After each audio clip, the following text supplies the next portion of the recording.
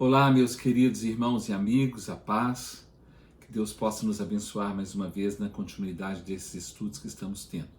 Estamos falando sobre o mundo espiritual, sobre espírito, e hoje de uma forma específica eu vou falar um pouco sobre a mente e tudo isso no mundo espiritual.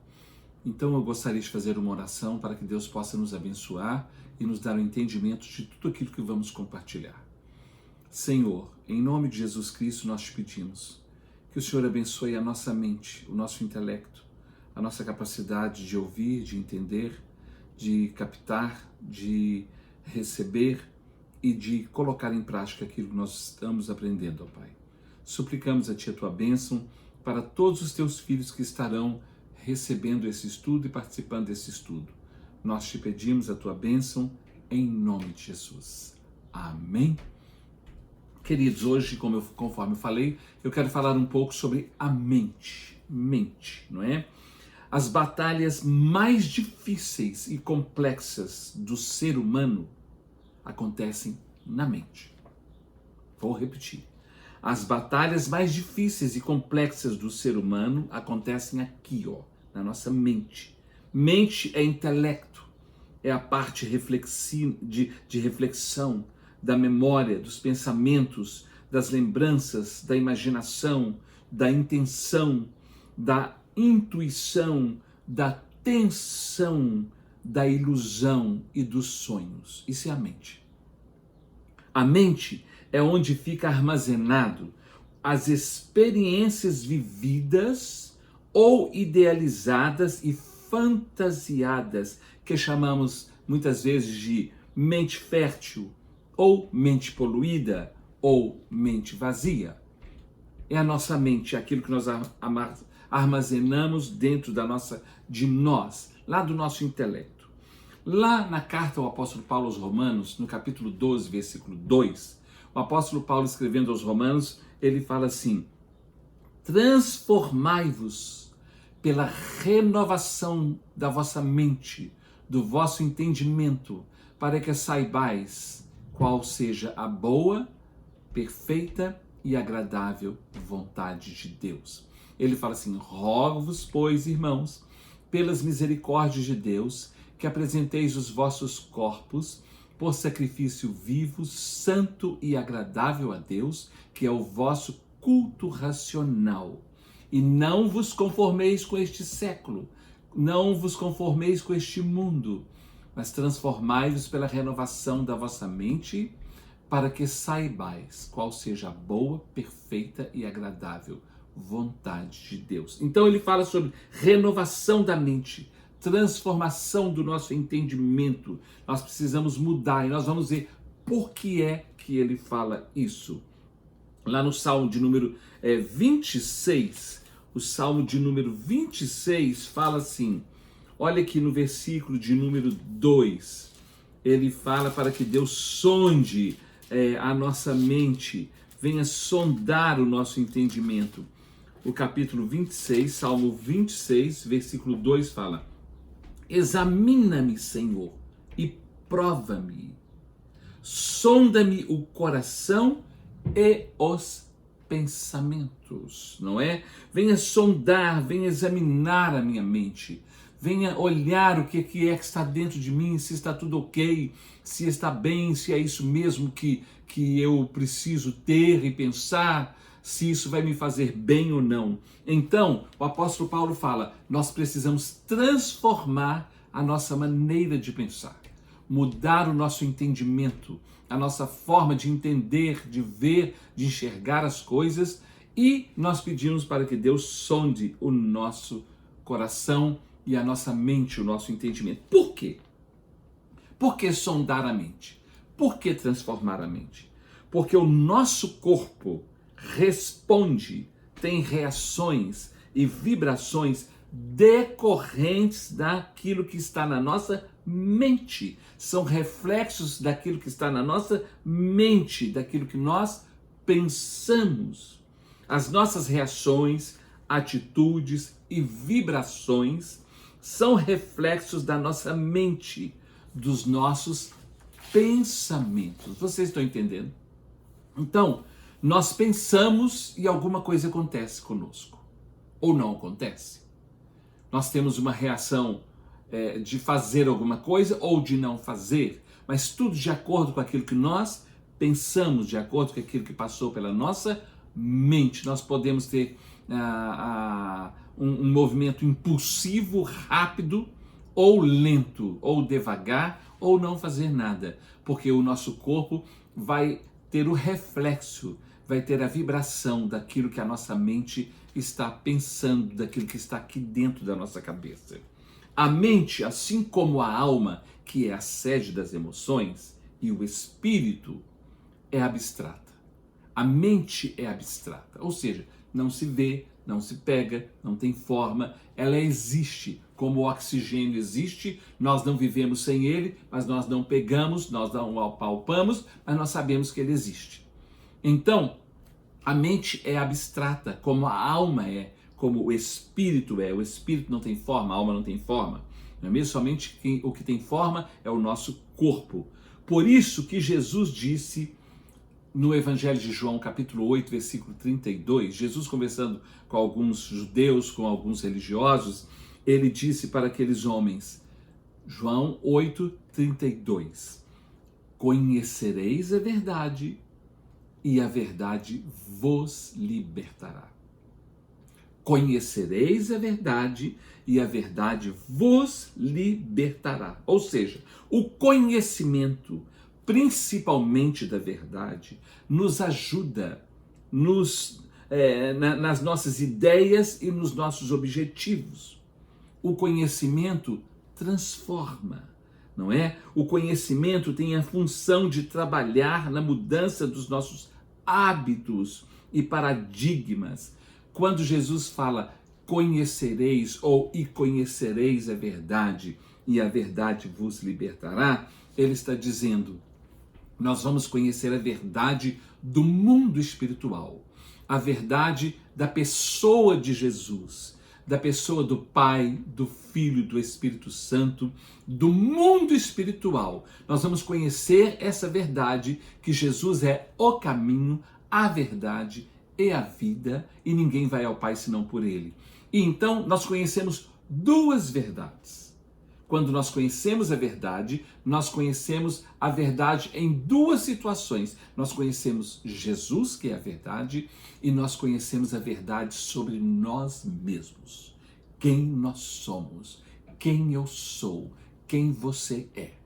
Quando nós nos deparamos com Deus e com a palavra de Deus e com a verdade, então nós enxergamos quem nós somos, o que estamos fazendo, se estamos bem ou não, se estamos andando de forma correta ou não. O judeu estuda a Torá. A Torá são 5 livros da lei, os primeiros 5 livros da lei, de Gênesis a Deuteronômio.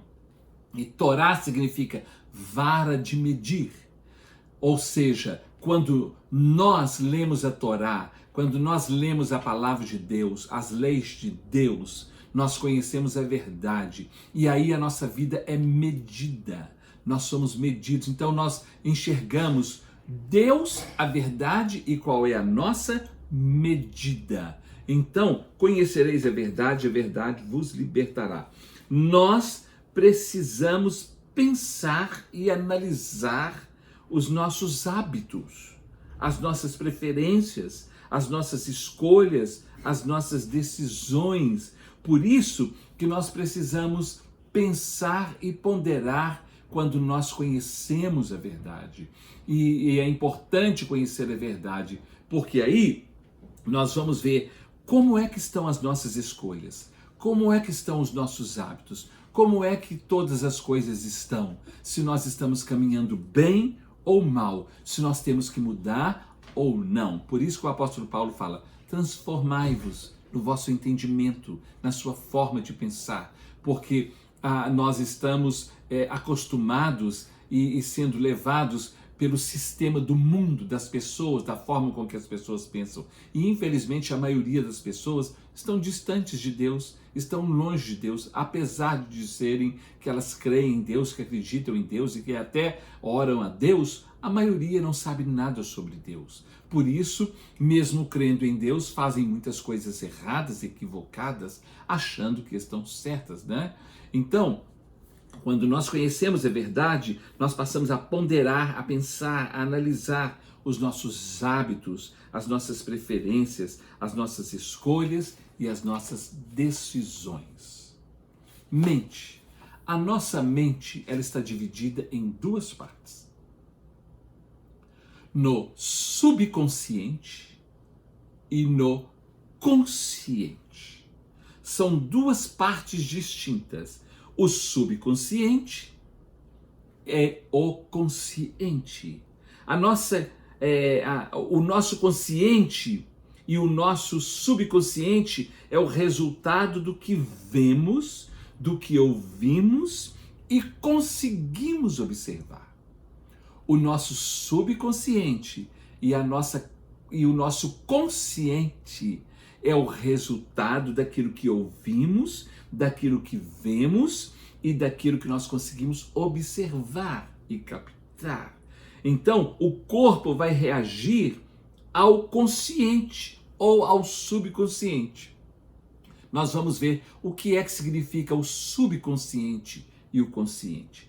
Olha, o subconsciente acontece o seguinte: até aos 6 anos de idade, nós estamos receptíveis a tudo o que vemos, o que ouvimos dos pais, dos parentes, das pessoas, dos amigos. E isso tudo vai formando um hábito dentro de nós e paradigmas, e ficamos com aquilo armazenado no nosso banco de memória. Eu lembro muitas coisas quando eu tinha 5 anos, quando eu tinha 4 anos, quando eu tinha 6 anos. Eu lembro de muitas coisas, claramente. Eu volto lá atrás, eu estou com 65 anos, vou fazer agora, mas, ou seja, há 61 anos atrás, eu lembro de coisas há 61 anos atrás que ficaram armazenadas no meu subconsciente, lá atrás. Então, de vez em quando, aquilo vem. É uma coisa impressionante. Aquilo vem na memória, porque aquilo está armazenado no nosso subconsciente.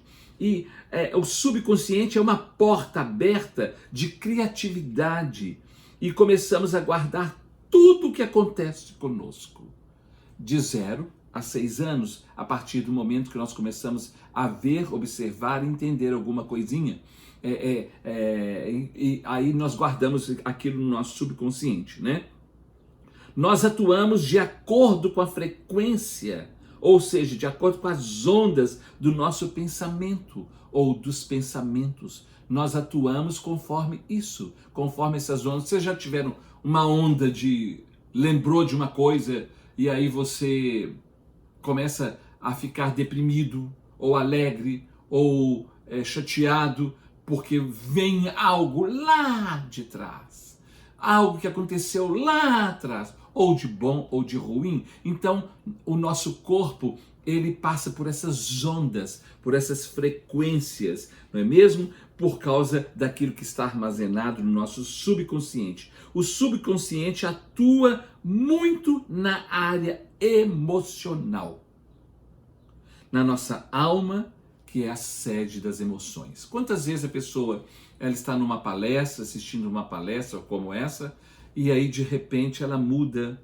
o semblante, muda o estado emocional, o estado psicológico, porque ela volta lá atrás em alguma situação que aconteceu há anos atrás, que ela viu, que ela ouviu ou que ela participou e que aquilo ficou guardado no subconsciente. Talvez nunca mais aconteceu, mas aquilo ficou guardado lá no subconsciente. E tudo isso vai agir na nossa vida, no nosso comportamento, na nossa alma, não é? O subconsciente, ele mexe muito com a alma, que é a sede das emoções, que nós falamos o coração.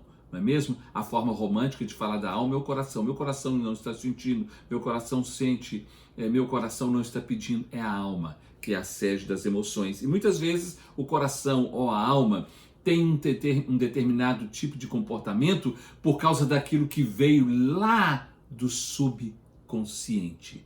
Eu não sei se vocês estão entendendo. Então, o subconsciente é aquilo que até a idade de 6 anos nós vimos, ouvimos, participamos e aquilo ficou guardado lá no fundo, lá no subconsciente. Eu me lembro uma vez que quando eu tinha 6 anos, eu fui à casa de um amigo meu. E fui entrando correndo na casa quando a mãe dele gritou lá de dentro: "Não entre por aí, porque eu acabei de encerar a casa." Eu nunca mais esqueci aquilo. Nunca mais. Eu voltei correndo. Mas os meus pezinhos já tinham marcado. E aquela senhora veio limpando. Eu falei: "Eu disse que não era para entrar." Aquilo ficou no meu subconsciente. Nunca mais eu esqueci. Eu sempre lembro daquela cena e é como se eu vivesse aquela cena e muitas outras coisas. E assim deve acontecer com você também. Então, o subconsciente é até a idade de 6 anos. A partir da idade de 6 anos, nós entramos no nosso período escolar. Então agora nós vamos começar a aprender muitas coisas. Nós seremos agora educados de uma forma diferente. E então aí começa, a partir desse período, o período da consciência, o período consciente. Agora eu vou ser consciente daquilo que eu faço, daquilo que eu estou aprendendo, se o que eu fiz era certo ou era errado, se eu preciso mudar ou não. Então vem agora o consciente. A partir dos 6 anos, quando entramos no período escolar, começamos a ser alimentados por informações. Antes não eram informações, era o que vimos, ouvimos e participamos. Agora são informações direcionadas para nós. E então entramos no consciente, na parte da consciência, do entendimento. Começamos a entender o funcionamento das coisas, formando a nossa consciência e fechando ali o banco do subconsciente. Parou ali o subconsciente. Agora é a partir do consciente. Então, nós vamos trabalhar no consciente aquilo que aconteceu e que ficou armazenado, guardado no subconsciente. Por isso que nós precisamos, quando vamos atender uma pessoa, conversar com alguém, é muito importante ouvir bem, analisar bem e saber que atrás de alguma coisa ou por trás de alguma situação tem uma história, tem algo que ficou gravado lá no subconsciente, não é?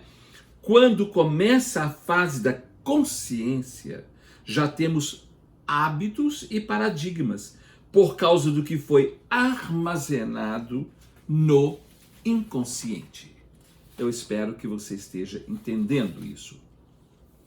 O encontro do consciente com o inconsciente provoca reações que são chamadas de vibrações, causando sentimentos e pensamentos como tristeza, alegria, frustração, satisfação, raiva, ira, estagnação e perplexidade.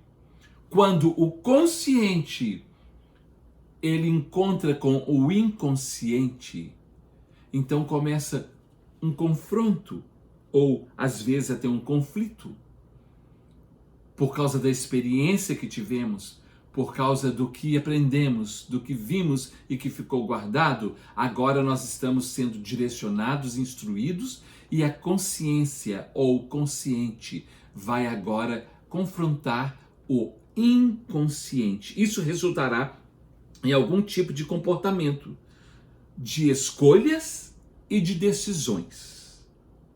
Quando o consciente entra em conflito com o inconsciente, a pessoa não chega a uma definição. Ela não consegue chegar a uma definição. Por isso que existem pessoas que ficam anos com terapeutas, com psiquiatras, com psicanalistas, com analistas, porque ela não consegue chegar numa definição. Porque existe um conflito entre o consciente com o inconsciente, com a instrução que foi dada agora, com aquilo que ficou gravado lá no inconsciente de uma forma, às vezes, oposta e totalmente diferente. Então gera conflito interno. Não entra em sintonia, não entra em harmonia, e aí acontece um confronto do consciente com o inconsciente e vice-versa, não é mesmo? Aí vem, isso pode provocar ansiedade, depressão, opressão, perturbação, dúvidas, estresse, um monte de reações que serão vibrações do nosso corpo, que vão interferir até no nosso metabolismo, no nosso funcionamento físico e biológico, fisiológico, em todas as áreas, não é mesmo? Por isso que às vezes uma pessoa, dependendo de uma notícia, dependendo de algo que ela vê, ou ouve, ou aprende, ou fica sabendo, ela pode ter uma diarreia, ou ela pode ter prisão de ventre, ou ela pode ficar empalidecida, ou ela pode desmaiar, ou ela pode ficar com a boca seca, ou a pressão pode subir ou descer. Então, nós temos reflexos que são vibrações do nosso corpo por causa daquilo que vem do nosso inconsciente, do nosso consciente, e principalmente quando o consciente entra em confronto ou em conflito com o inconsciente, não nos permitindo chegar a uma definição, a uma harmonia, a uma estabilidade que nós gostaríamos de estar. Não é? Esse confronto acontece quando conhecemos a verdade. Depois de já estarmos vivendo, às vezes, no engano e na mentira, ou com hábitos e com costumes que não deveríamos ter aprendido, mas aprendemos de forma errada, vimos de forma errada na família, em casa, ou em alguém, em alguma pessoa, em algum lugar, nós vimos, então adquirimos hábitos e às vezes depois de muitos anos é que nós começamos a conhecer a verdade. E aí entra a verdade, ela é da parte do consciente que entra em conflito com o inconsciente por causa dos paradigmas e dos hábitos que nós tínhamos antigamente e adquirimos. Existem pessoas que a vida inteira ficam com hábitos errados, porque elas não deixam que o consciente com a verdade mude e molde o seu caráter, a sua forma de pensar, o seu pensamento, conforme o apóstolo Paulo fala em Romanos capítulo 12, versículo 2, e conforme o salmista fala no Salmo 26, para que Deus sonde nosso coração e a nossa mente, o nosso entendimento. A importância de Deus e da verdade na nossa família, no nosso lar, é muito grande para as nossas famílias, para os nossos filhos, para os relacionamentos entre esposo e esposa, com os pais com filhos, filhos com pais, e também familiares em tudo. Não é mesmo? É muito importante, tanto que a casa de uma família, aonde tem o temor de Deus, aonde as pessoas aprendem os princípios da palavra de Deus, é diferente da casa daquele que não conhece a Deus, nunca leu a Bíblia, não frequenta a igreja, não sabe de nada, não tem entendimento de nada, não frequenta nenhum culto. Então é diferente o comportamento, por isso que às vezes há um conflito. Por isso que às vezes há um conflito quando as crianças se reúnem, quando elas se encontram nas casas, nos aniversários, nas festas, em vários lugares. Então há um conflito, por quê? Porque cada um foi criado e orientado de uma forma. A palavra de Deus fala lá no Salmo de número 112. Olha que coisa maravilhosa. O Salmo de número 112 fala assim: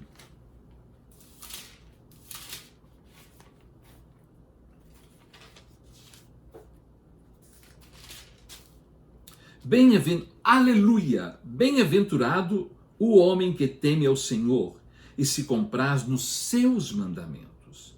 A sua descendência será poderosa na terra. Será abençoada a geração dos justos. Na sua casa há prosperidade. Não é prosperidade material só, não. é prosperidade em todas as áreas, né?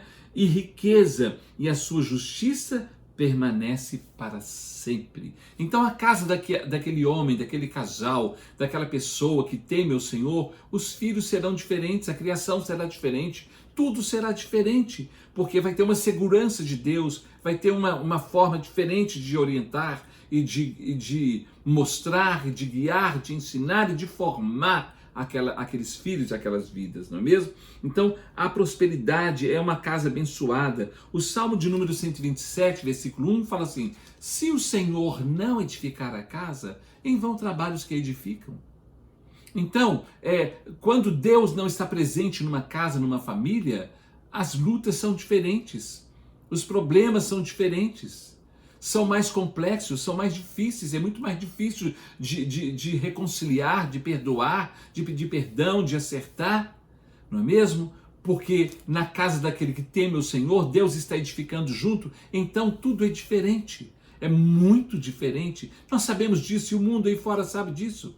Nós temos experiências disso em vários lugares, em várias famílias, não é? No nosso convívio no dia a dia. Lá em Provérbios capítulo 10, no livro de Provérbios capítulo 10, versículo 22, não é? Está escrito assim, que a bênção do Senhor nos enriquece, sem acrescentar dores, sem acrescentar sofrimentos. É a bênção do Senhor. Quantas famílias são famílias ricas? São famílias que têm de tudo. Tem um lar, uma casa maravilhosa, tem carros maravilhosos, tem todo conforto, tem dinheiro, tem tudo, mas é infeliz. Não é? É cheio de sofrimento, cheio de angústia, cheio de mágoa, cheio de ressentimento. Então, a bênção do Senhor é que enriquece e ela não nos acrescenta dores. Não adianta você casar com uma pessoa bonita e sofrer o tempo todo. Não adianta você ter filhos lindos e ser infeliz com aqueles filhos. Não adianta você ter uma casa linda e não ter felicidade de viver ali dentro, nem alegria. Você tem vontade de sumir e de não ir para casa, ou então tomar remédios para dormir, porque você não tem felicidade ali dentro, porque a bênção do Senhor é que enriquece, e com ela não vem desgosto, ela não acrescenta dores. A bênção e a presença de Deus na família faz toda a diferença. Vocês estão entendendo? Olha, deixa eu falar uma coisa para vocês. Tudo isso por causa daquilo que foi para o subconsciente e para o consciente. Eu gostaria de abrir um parênteses aqui, e mostrar algo muito importante. Porque o mundo espiritual, ele age na nossa vida dependendo de tudo o que nós passamos desde a nossa gestação. Desde quando fomos gerados, desde antes disso, desde antes de termos sido gerados. Então, tudo isso no mundo espiritual já existe uma influência, algo que está de olho para abençoar ou para amaldiçoar e para trazer problemas. Então, todas as coisas acontecem primeiro no mundo espiritual. Mas eu quero falar uma coisa que é muito importante para vocês. Todos nós, todo ser humano, toda pessoa, passa por 2 úteros. 2 úteros. Útero é o lugar de formação de uma vida. Útero é um lugar onde uma vida é formada, é desenvolvida, para depois nascer e viver da forma como ela quiser. Então, o primeiro útero, nós passamos por 2 úteros. O primeiro útero é o útero biológico, não é? É aquele que está na barriga da mãe, que está no organismo da mãe, não é? O útero biológico. Esse útero biológico é o útero da formação biológica e da formação física de uma vida que está iniciando.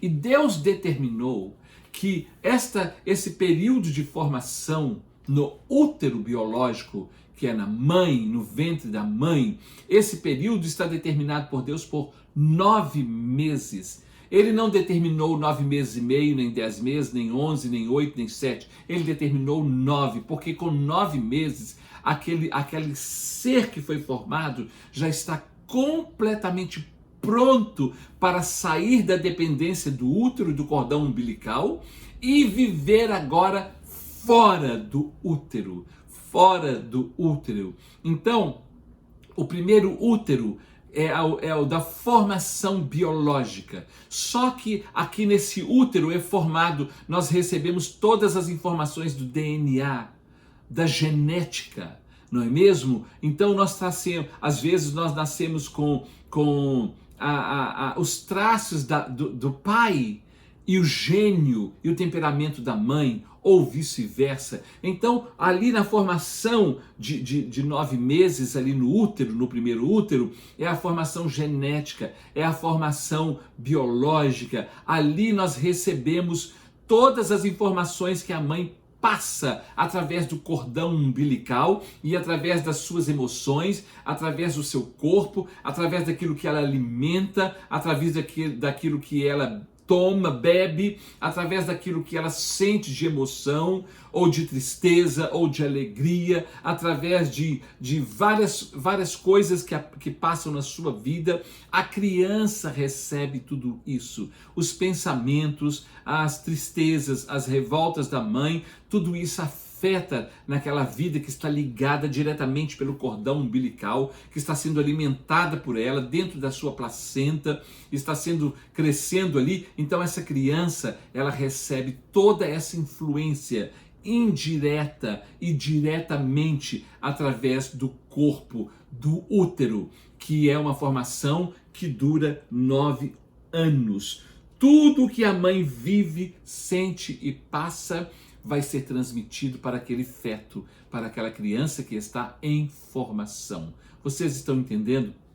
Esse é o primeiro útero que nós passamos, que é o útero da formação biológica. Quando nós saímos do primeiro útero, nós entramos no segundo útero, que é o segundo lugar de formação. Só que agora que é a formação do caráter, do psique, do entendimento, do consciente, do subconsciente, que é o segundo útero, chama-se lar, família, casa. Aquilo que passa no lar, na casa, na família, vai ser exatamente o que estará trabalhando na formação psicológica, emocional, espiritual, até física, mental, o caráter daquela criança. Então, a formação biológica do primeiro útero são 9 meses. A formação do caráter, do psique, do entendimento, a formação de uma vida depois que saiu do ventre é de 0 a 18 anos. É no mínimo 18 anos para ser formado. Quando um moço ou uma moça sai de casa muito antes dos 18 anos, sai imaturo e comete muita bobagem. E quando sai muito depois dos 18 anos, já sai cheio de mania, cheio de costumes, cheio de hábitos.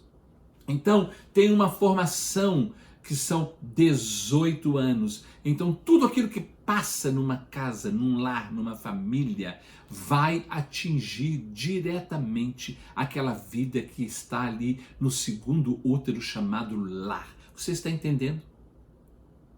Você está entendendo agora o porquê do comportamento dos seus filhos? O porquê dos hábitos e das atitudes dos seus filhos? Porque os filhos, eles são reflexos, eles recebem as vibrações daquilo que é feito e acontece no lar, daquilo que eles ouvem, daquilo que eles veem, daquilo que eles presenciam, daquilo que eles vivem ali. Então, ele vai crescer com aquilo. Ele vai crescer ouvindo tudo aquilo. Por isso que é importante conhecer a verdade, porque a verdade nos nos liberta, nos confronta com os nossos paradigmas, com aquilo que ficou no nosso subconsciente, com os nossos hábitos e nos mostra aquilo que nós precisamos melhorar e mudar se quisermos chegar a uma definição de harmonia, a uma definição abençoada. Então, há esse confronto. Vocês estão entendendo? Olha, o segundo útero é o lar, a família, né? Tudo que passa na família reflete na formação agora do caráter da personalidade, vida familiar, lar social, moral, espiritual, estudantil, profissional. Tudo isso vai sofrer o reflexo do segundo útero.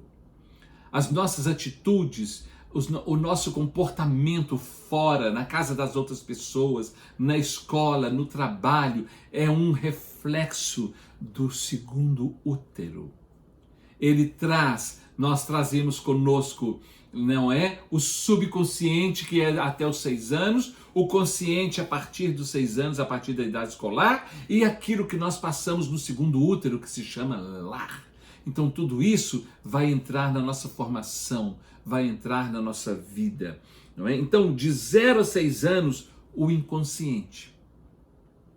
Eu tenho certeza que você tem coisas que ficou no seu inconsciente, porque no meu tem. Muitas coisas. Não são poucas coisas, são muitas coisas. Muitas coisas ficaram no meu inconsciente. Hoje elas estão muitíssimo bem trabalhadas, porque o meu consciente entrou na presença de Deus e eu conheci a verdade. E eu soube trabalhar tudo isso. Então eu passei a ter uma vida equilibrada e harmoniosa. Por isso eu pude construir o meu lar, a minha família e ser muitíssimo bem sucedido no meu casamento, na minha família, com os meus filhos, na criação deles e na formação deles. Porque essa é a minha experiência pessoal. Dos 7 anos para frente vem o consciente, as informações, o ensino. Nós vamos receber os ensinos. Agora eu quero dizer uma coisa. Toda criança, quando chega aos 12 anos de idade, ela já está praticamente definida nas suas escolhas e nas suas preferências. Muitas coisas ficam guardadas e escondidas por causa, às vezes, da rigidez do pai ou da mãe, da família, ou de igreja, seja lá o que for. Então, muitas coisas ficam camufladas. Por isso que quando, muitas vezes, a pessoa atinge uma idade maior, ela se sente solta e então ela muda automaticamente, ela muda radicalmente. Mas não é porque ela mudou radicalmente. Ela está colocando para fora aquilo que já está dentro dela, dentro do seu subconsciente, só que estava camuflado, escondido, guardado, e agora foi aflorado. Agora a pessoa, porque ela assume uma idade, uma certa maturidade, ela assume as suas escolhas, as suas decisões. Então, isso, mesmo assumindo, mesmo escolhendo, mesmo decidindo, essas pessoas jamais deixam de sofrer a guerra do consciente com o inconsciente, o conflito que existe entre isso tudo. Então, aos 12 anos, a criança já está definida naquilo que ela quer. Por isso que ela começa a mostrar, a dar alguns sinais. E às vezes os pais fazem vista grossa. Não querem perceber ou fingem que não perceberam. Então, o que acontece? O consciente e o subconsciente, a nossa mente, ela precisa ser abençoada por Deus. Quando nós conhecemos a verdade, nós conhecemos Cristo e conhecemos a verdade do mundo espiritual e do mundo natural. E conhecemos a verdade de quem nós somos. Então, nesse conflito, se nós entregamos a nossa vida nas mãos de Deus de verdade, nós conseguimos superar e vencer tudo isso. Lá em Eclesiastes, no capítulo de número 11, do versículos 9 a 10, não é? Salomão, quando escreveu Eclesiastes, ele disse assim: alegra-te, jovem, na tua juventude, e recreie-se o teu coração nos dias da tua mocidade. Anda pelos caminhos que agradam aos teus olhos e satisfazem ao teu coração. Sabe, porém, que de todas essas coisas Deus te pedirá conta. Afasta, pois, do teu coração desgosto e remove da tua carne a dor, porque a juventude e a primavera da vida são vaidade. Tudo passa. Um dia nós enxergamos e entendemos que o tempo passou e nós perdemos tempo. E nós sujamos a nossa vida. E nós atraímos para nós coisas ruins. E criamos situações que seria 1000 vezes melhor que não tivéssemos criados. Então, aí ele entra no capítulo 12 e fala assim no versículo 1. Lembra-te do teu Criador nos dias da tua mocidade, antes que venham os maus dias e cheguem os anos dos quais dirás, eu não tenho neles mais prazer. Por que muitos jovens hoje estão com depressão? Por que muitos jovens hoje estão suicidando? Por que muitos jovens hoje estão matando uns aos outros? Sabe por quê? Porque eles acordaram e viram que não tem satisfação na vida e que não plantaram nada, não construíram nada. O seu futuro será péssimo, terrível. Então eles não têm, porque não encontraram a verdade não os libertou. Então, lembra-te do teu Criador nos dias da tua mocidade, antes que venham os maus dias e cheguem os anos dos quais dirás, não tenho neles prazer. E lá em Eclesiastes capítulo 12, versículo 1, está escrito assim, eis o que tão somente achei, que Deus fez o homem reto, mas ele se envolveu com muitas encrencas, com muitos problemas, com muitas coisas que complicaram a sua vida. Nós nos envolvemos por causa daquilo que ficou no subconsciente e por causa do conflito do consciente com o inconsciente.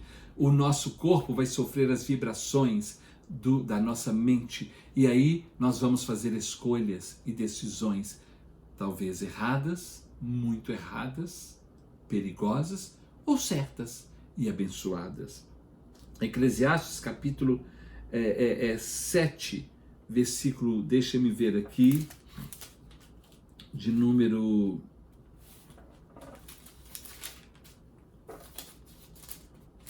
Deixa eu ver aqui que eu gostaria de ler mais um versículo. Deixa eu ver se é esse mesmo.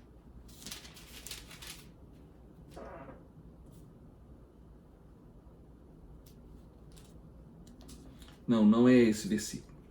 Eu vou então parar aqui nesse texto que fala de Eclesiastes 11, 9 a 10 e 12 a 11. A 12, 1. Eclesiastes capítulo 11, de 9 a 10 fala, alegra-te, jovem, na tua juventude, e recreie-se o teu coração nos dias da tua mocidade. Anda pelos caminhos que agradam aos teus olhos e satisfazem o teu coração. Sabe, porém, que de todas essas coisas Deus te pedirá conta. Afasta, pois, o teu coração desgosto, remove da tua carne a dor, porque a juventude e a primavera da vida são vaidade. Lembra-te do teu Criador nos dias da tua mocidade, antes que venham os maus dias e cheguem os anos dos quais dirás, não tenho neles prazer. Que Deus possa abençoar a nossa mente, abençoar o nosso entendimento, abençoar o nosso subconsciente e o nosso consciente, para que nós possamos ter a experiência de conhecer a verdade, e a verdade nos libertará, nos liberte. Que Deus abençoe a cada um de nós.